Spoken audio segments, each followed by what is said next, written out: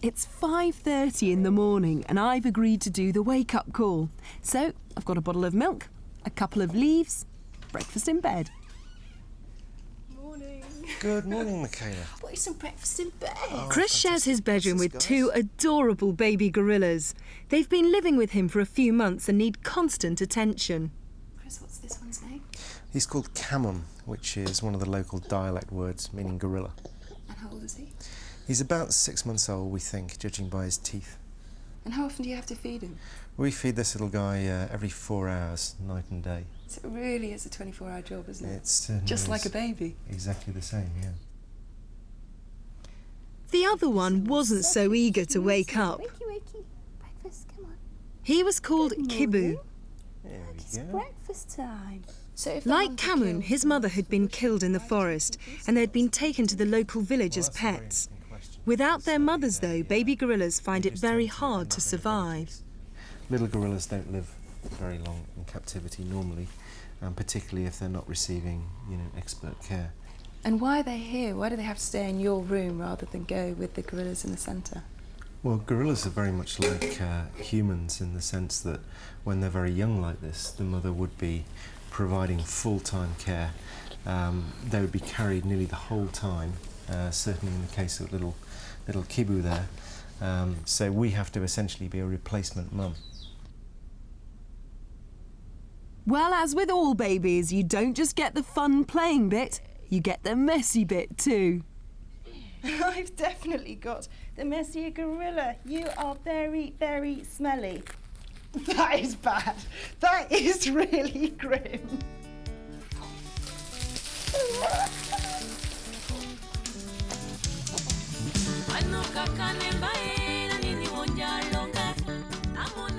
Well, Kibu is in for a real treat. I've only ever changed one nappy before, and that was on an orangutan, so I'm not exactly an expert.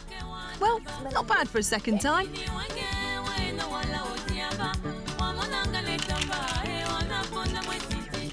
I might not be an expert nappy changer, but I can certainly play, and part of the daily routine is having fun.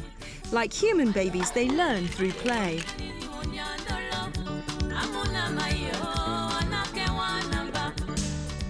In a few months' time, Kibu and Cameron will join the older gorillas in their fantastic new enclosure at the centre. There are 4 in there at the moment and they just love playing around, especially when Chris is doing his daily rounds.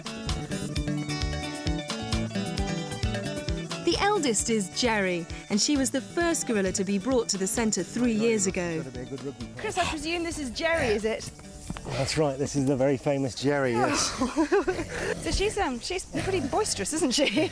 She's extremely boisterous, but you have to be a good rugby player to play with gorillas like this.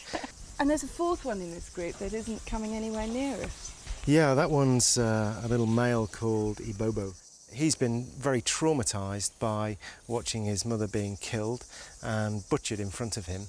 And it's very, very difficult for gorillas of that age to recover from such a horrific experience. But isn't that what all these gorillas have seen? They have, but they seem to have different memories of it, and just like people, they cope with things differently. So some people are very good at coping with disasters and traumas in their lives, and other people are not so good, and gorillas are no different from that. So what do you think that one's chances are? Well, it's very difficult to say, and basically it's up to the gorilla. If the gorilla wants to live, he'll live. If he wants to die, he will die. But I think his chances are around 50-50 at the moment. And what about these other 3? The other 3, I'm happy to say, seem very, very settled in this social group. So providing we can keep them healthy, their chances are pretty good. Chris's great hope is that these gorillas or their offspring may return to the wild someday, but he says it won't be easy. Gorillas, just like humans, go to school, but they don't sit in a classroom. They learn by watching all the other gorillas around them. They learn the social play, they learn what foods to eat, they learn how to be a gorilla. And that's the problem. They're so used to human contact now, they probably wouldn't be able to mix with truly wild gorillas. So for now, Chris is making their enclosure as close to a gorilla's forest home as he can.